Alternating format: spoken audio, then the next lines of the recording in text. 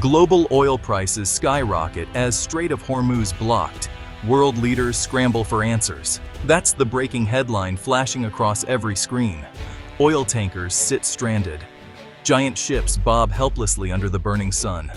The world's lifeline for oil is suddenly cut. Panic spreads in trading rooms from London to Singapore.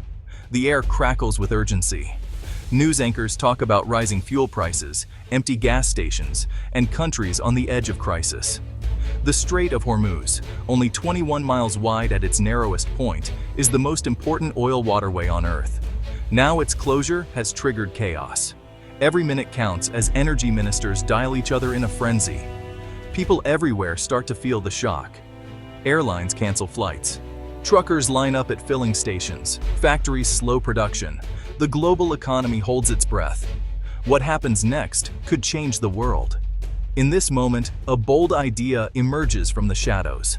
A new shipping lifeline. Could a mega canal save the day? The world may soon find out. The Strait of Hormuz is the world's most famous oil choke point, a narrow strategic waterway that has become the lifeline of the global energy market. Every year, over 20% of global oil, about 21 million barrels a day, passes through this narrow stretch of water. That's nearly 1 out of every 5 barrels used worldwide, making it a critical artery for the world's energy supply. Countries like Saudi Arabia, Kuwait, Iraq, and the United Arab Emirates depend on it to sell their oil to the world. Their economies and the stability of global markets hinge on this single passage. But this vital route is fragile. It can easily be blocked by conflict, accidents, or political tensions. Even a minor incident can disrupt the flow of oil and send shockwaves through the global economy. Iran sits just to the north and has threatened before to close the strait. Its strategic position gives it significant leverage over this crucial waterway, raising concerns every time tensions flare. Pirates, sunken ships, and even natural disasters could stop traffic too. The risks are not just political, they're environmental and criminal as well. The world has no easy backup plan. Alternative routes are limited, expensive, or simply not ready to handle such massive volumes. When the strait is blocked, oil prices jump. Countries fear shortages. Shipping companies lose billions. The ripple effects are felt in every corner of the globe. Even a brief closure affects everyone, from taxi drivers in New York to rice farmers in India. The cost of fuel rises, transportation slows, and daily life becomes more expensive for millions. That's why every time tensions rise here, nerves around the world are on edge. The uncertainty can trigger panic and speculation, making the situation even more volatile. This choke point is not just a regional issue, it's a global problem that demands international cooperation and innovative solutions. The world needs a safer, more reliable way to move oil and goods out of the Gulf. New pipelines, alternative routes, and advanced security measures are all being considered. The question is, what can be done? As the world's dependence on this narrow strait continues, finding answers has never been more urgent. Now imagine a radical plan. A $200 billion mega canal carved through the heart of the Arabian Peninsula. This isn't just a line on a map, but a colossal feat of engineering that would forever alter the landscape and the future of the region. It's the largest infrastructure project the region has ever seen, dwarfing anything attempted before in scale, ambition, and cost. The sheer magnitude of the construction would rival the world's greatest engineering marvels. The goal is clear: to create a new shipping route that bypasses the Strait of Hormuz entirely, offering an alternative path for global trade and energy supplies. This canal could change the map of global trade, redrawing shipping routes and shifting the balance of maritime power in the region. The idea is bold, almost unbelievable. Yet in the face of a blocked strait, it suddenly makes sense, transforming what once seemed impossible into a necessary solution. Oil companies, shipping giants, and world leaders begin to talk, weighing the risks and rewards of such a transformative project. Plans for the canal move from secret boardrooms to public debates, sparking intense discussions and capturing the world's attention. Engineers sketch routes across deserts and mountains, analyzing every obstacle and possibility, turning visionary ideas into detailed blueprints. The canal would run from the Persian Gulf to the Arabian Sea or the Gulf of Oman, cutting through hundreds of kilometers of harsh, unforgiving terrain. Ships could move freely, without fear of blockades or political tensions disrupting vital supply lines. Oil could flow even if the Strait of Hormuz is closed, ensuring energy security for nations around the globe. The canal would be wide and deep enough for the world's largest tankers, designed to handle the heaviest and most valuable cargoes. Of course, such a project is not easy. It needs vast sums of money, cutting-edge technology, and unprecedented international cooperation to overcome the immense challenges. But the dream of a Strait of Hormuz bypass suddenly feels urgent and possible. In a world where energy security is everything, this mega canal could become the ultimate game changer. Where would this mega canal be built?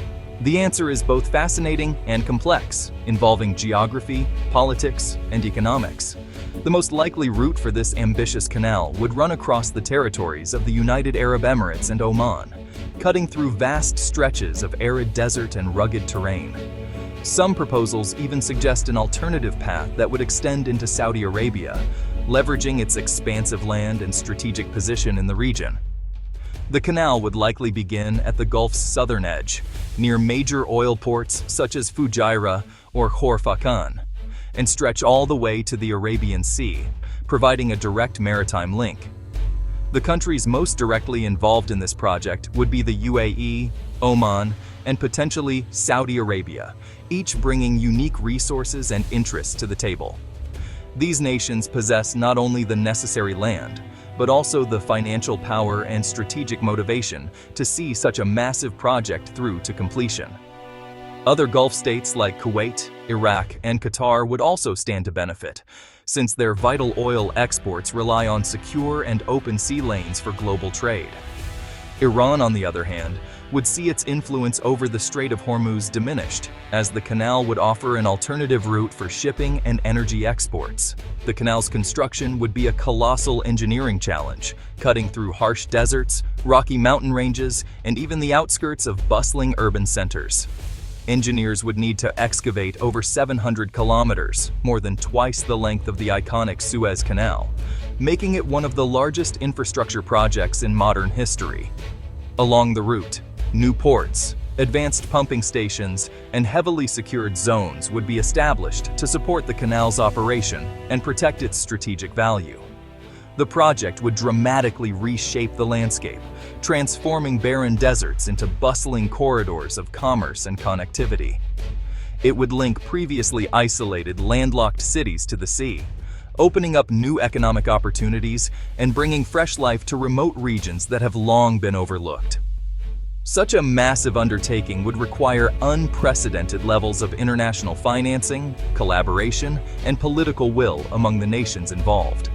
The stakes could not be higher, as the canal has the potential to reshape not just regional trade, but the entire geopolitical landscape of the Middle East. Building this canal would be a feat of modern engineering. The project would take at least a decade, maybe two. It would require digging a channel up to 80 meters wide and 25 meters deep. That's enough for the world's largest oil tankers and container ships. The canal would need giant locks and pumping stations to move ships up and down the hills. Water would be pumped from the sea to keep the canal full, even in the desert heat. Special bridges and tunnels would keep roads and pipelines open above and below the canal. Security fences and surveillance would protect against attacks. Technology would play a huge role. Satellite-guided navigation, automated control centers, and energy-efficient pumps would make the canal safe and reliable. The whole route would be monitored by drones and AI-powered systems. This isn't just a ditch in the sand, it's a high-tech artery for global trade.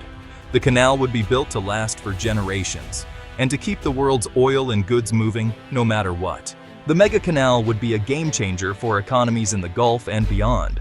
For oil exporters, it would mean safer, faster routes to market.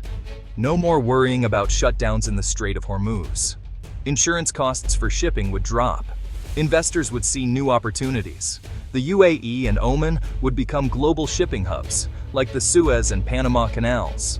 Billions in revenue would flow from transit fees, port services, and new industries. Jobs would spring up in construction, logistics, and security. Local towns would grow into bustling cities. The rest of the world would also gain. Oil prices would become more stable. Shipping times from Asia to Europe could shrink by days. Food, electronics, cars, everything could move faster and cheaper. Even countries far from the Gulf would benefit from a more reliable supply chain. But the biggest prize is peace of mind. A new canal would help shield the world from one of its greatest risks, a sudden cutoff of oil and trade. Not everyone is happy about the canal. Some countries and companies see huge advantages. The UAE, Oman, Saudi Arabia, and big oil firms all support the project. They see it as a way to gain control, make money, and protect their exports. International shipping lines, too, want safer routes. But others are worried. Iran would lose its leverage over the Strait of Hormuz. Some leaders fear the canal could trigger new rivalries in the region. Environmental groups worry about the impact on fragile desert ecosystems. Local tribes and farmers fear losing land and water. Big powers like the US, China, and India are also watching. They want stable oil supplies, but fear the geopolitical fallout. The canal could shift alliances and spark new tensions with Iran. Governments hold closed-door meetings. Diplomats try to calm tempers. The world waits to see if cooperation will win out over conflict. Digging a canal through deserts and mountains would change the environment forever. Water would need to be pumped long distances. Sensitive habitats could be destroyed. Salty seawater might leak into underground freshwater reserves. Wildlife would be displaced. Security is also a huge concern. The canal would need round-the-clock protection from sabotage, terrorism, and piracy. Drones, guards, and surveillance would be everywhere. Some experts warn that the canal could become a new target in times of war. Engineers and planners promise to use the latest green technology. They talk of wildlife crossings, water recycling, and solar-powered stations.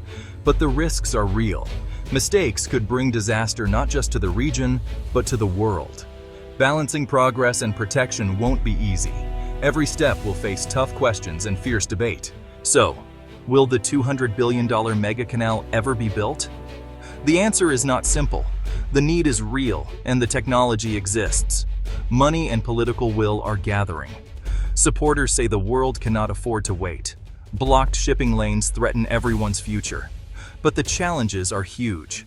Environmental fears, security threats, and regional tensions could delay or stop the project. Some say it's too risky. Others believe it's the only way forward. The world stands at a crossroads. If the canal is built, it could change global trade forever. Oil and goods would flow safely, even in times of crisis.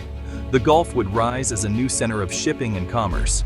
But failure could bring more chaos, higher prices, and fresh dangers. The world watches and waits. The next chapter in the story of global trade may be written in the sands of Arabia.